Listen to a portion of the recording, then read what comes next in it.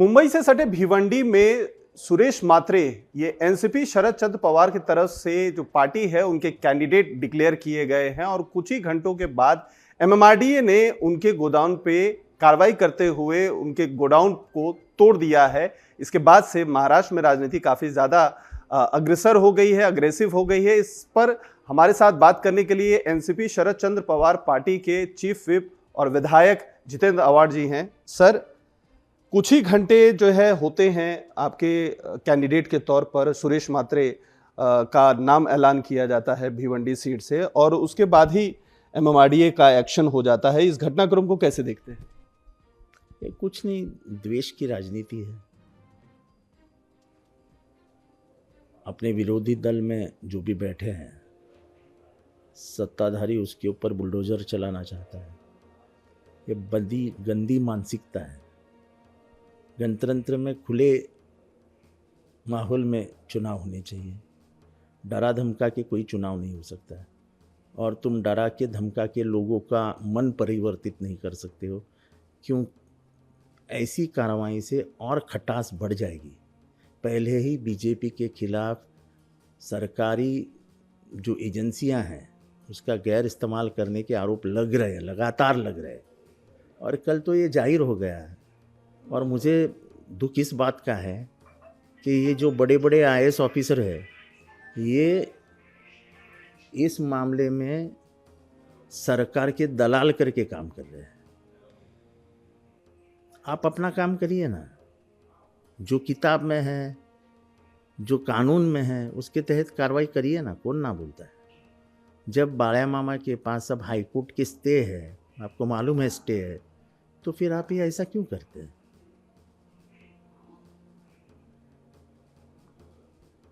Sir, एक सवाल ये भी है कि अब चूंकि इलेक्शंस के डेट फाइनलाइज हो चुके हैं, पार्टियों ने अपने चुनाव प्रचार भी करना शुरू कर दिया है। खास तौर पर सबकी नज़र महाराष्ट्र के ऊपर है।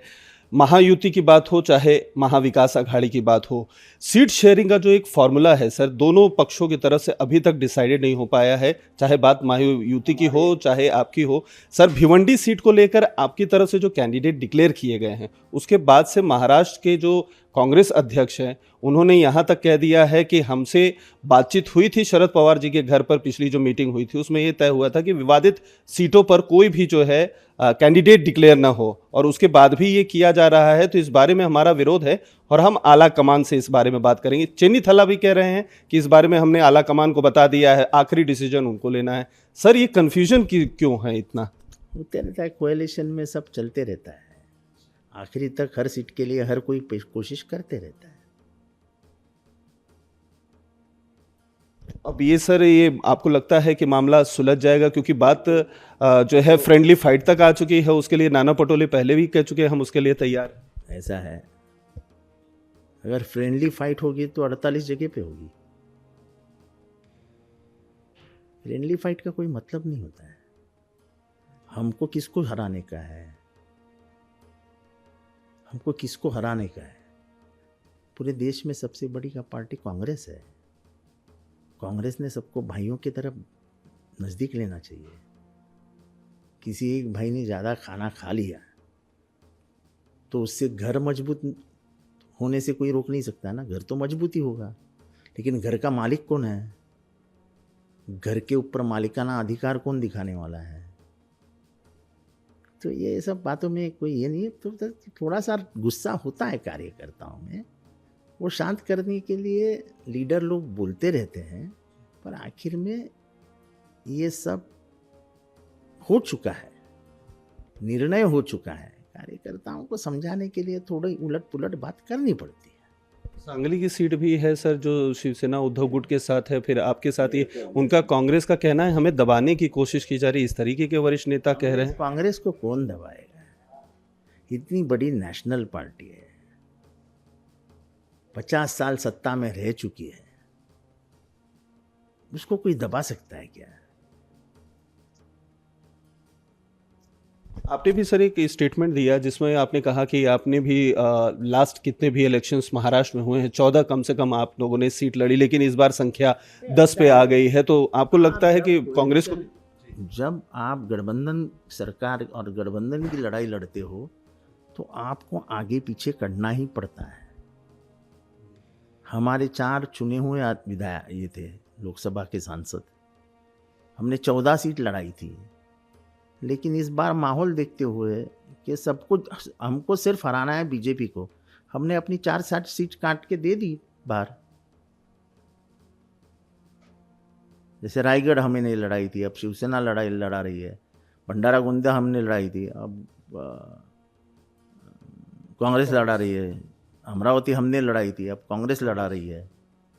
नॉर्थ ईस्ट मुंबई हम लड़ाते थे, वो अब शिवसेना लड़ रही है। तो इसका सीधा मतलब है कहीं ना कहीं शरद पवार जी गठबंधन का जो धर्म होता है उसका हर तरीके से पालन करते हैं। और अब टाइम नहीं है, अब लोगों को प्रचार को उतरना चाहिए, लड़ना है। ये कोई आसान लड़ाई नहीं है, बारिश गिरने वाला है पैसे का, और तुम्हारे पास छाता भी नहीं है। ये लड़ाई में, ये इतनी आसान लड़ाई नहीं है। सिर्फ लोगों का गुस्सा यही तुम्हारा हथियार है, लोगों के पास पहुंचना यही तुम्हारा हथियार है। तो उसके लिए कम दिन में हो नहीं सकता ना, इसलिए जल्दी जल्दी करना पड़ेगा। आपको लगता है सर कांग्रेस को थोड़ा बड़ा दिल दिखाना चाहिए, जैसा कि आपने एग्जाम्पल दिया कि गठबंधन धर्म निभाते हुए आपने 4 सीटें जो है त्याग दी अपने गठबंधन साथियों के लिए, उस हिसाब से कांग्रेस को भी थोड़ा सा बड़ा दिल दिखाना चाहिए, थोड़ी फ्लेक्सिबिलिटी दिखानी चाहिए, इतनी स्टिफनेस सही नहीं। मैं उनको सलाह देने इतना बड़ा आदमी नहीं हूँ, लेकिन महाराष्ट्र के जनमानस की जो बात है, उसके दिल की जो धड़कन है, उसका जो पल्स है, वो पहचानो महाराष्ट्र क्या चाहता है। और हर राजनीतिक दल को ये समझना चाहिए कि जनमानस को जो चाहिए, जनता को जो चाहिए, वो देने का काम अपन ने करना चाहिए। आपको बड़ी उम्मीद से जनता देख रही है कि एक विकल्प सामने आ रहा है, इस विकल्प के साथ हम चले जाएं। अगर हम ये नहीं कर पाएंगे तो जनता हमारे ऊपर थूक देगी। महाराष्ट्र कांग्रेस के आला नेता सर लगातार कह रहे हैं कि दोनों उनके जो सहयोगी दल हैं, उनके आला नेता ही जो है गठबंधन धर्म नहीं निभा रहे हैं। आपने एग्जाम्पल शरद पवार जी का दिया, लेकिन हमारा शरद पवार जी से बड़ा नेता गठबंधन में है ही नहीं कोई, पूरे गठबंधन में कोई नहीं है। जब गठबंधन का बड़ा नेता कहता है कि 4 सीट जानो दो अपनी, कुछ नहीं फर्क पड़ता है, तो इससे और बड़प्पन क्या कोई दिखाएगा।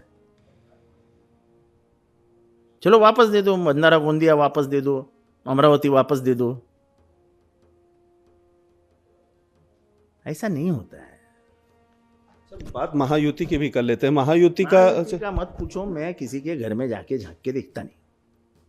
मुझे सिर्फ बुरा इस बात का लग रहा है कि अजीत दादा, जो हमारे पार्टी में पिछले 30 सालों से मैं देख रहा हूँ, जाते थे विधानसभा की लिस्ट बाहर निकालते थे, लोकसभा की सीट बाहर निकालते थे। एकनाथ शिंदे मातोश्री पे बैठते थे, उद्धव ठाकरे के बाजू में 4-5 जन बैठते थे, पूरे महाराष्ट्र की लिस्ट साइन करते थे, दे देते थे। आज 8-8 दिन उनको अपॉइंटमेंट नहीं मिलती दिल्ली में। अजीत दादा को ये भी मालूम नहीं कि 2 लोग बीजेपी ने भेजे हैं और 2 लोग घर के हैं, एक उनकी पत्नी है और एक तटकर रहती है। क्या पाया? एक भरा, यानी बिरयानी, चावल, दही, भात, चपाती, भाजी, सबका भरा हुआ, और आप ऐसे घर में जाके बैठे हो, ऐसे थाली में बैठे हो कि उस थाली में क्या आने वाला है वो भी आपको पता नहीं। बड़ी बुरी बात है ना। शरद पवार जी जब भी दिल्ली को उन्होंने चुनौती दी तो दिल्ली को उन्होंने सबक सिखाया। यहाँ तो हमारे छत्रपति शिवाजी के वंशज जो है उदयनराज है, वो दिल्ली के घर में जाके 4-4 दिन उनके दरवाजे पे बैठ रहे हैं। ये हमारे महाराष्ट्र का अपमान है। दिल्ली के तख्त को लात मारने वाला शिवाजी हमारा यहीं बैठे, शिवाजी महाराज।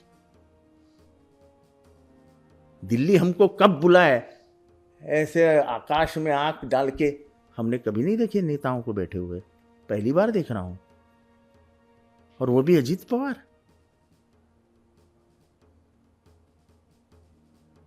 जिसका हक और अधिकार हमने देखा है किस तरीके से वो अधिकार से काम करता था, उसका 1% अधिकार उनके हाथ में नहीं रहा है। अपना उम्मीदवार तक नहीं तय कर सकते। उनका जो उस्मानाबाद का अध्यक्ष है धाराशिव का, सुरेश बिराजदार, वो कहाँ है जरा पूछो उनको। कल के जब उनकी एंट्री हुई उनके अर्चना ताई की, तो सुरेश बिराजदार कहीं नहीं दिखा, क्योंकि आपने उसको कमिटमेंट दी थी तेरे को टिकट देंगे। बीजेपी ने ना बोल दिया। अगर बीजेपी ही आपको आपकी पार्टी चलाने वाली थी तो आप ये घड़ियाल, ये आप ये राष्ट्रवादी पार्टी जाते थे ना सीधे बीजेपी में, कौन रोकता था उन्हें?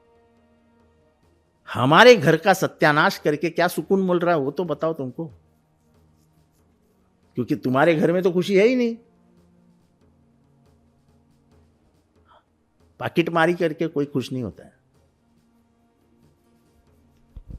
सर लेकिन अब ये भी सवाल उठ रहे हैं कि कहा जा रहा था महाविकास अघाड़ी की जल्द ही जॉइंट प्रेस कॉन्फ्रेंस होने वाली है, जिसमें फॉर्मली जो है सी डिक्लेरेशन का कंफर्म होगी, बिल्कुल होगी, कोई चिंता मत करो, बिल्कुल होगी। कब तक रहेगा सर, क्या एक्सपेक्टेशन? आपके सामने मैं सुबह से यहाँ ही बैठा हूँ, बम्बई जाऊँगा तो अपडेट पता चलेगी मेरे को। लेकिन जल्द हो जाएगा ये एक्सपेक्ट कर? बिल्कुल जल्द हो जाएगा, बिल्कुल।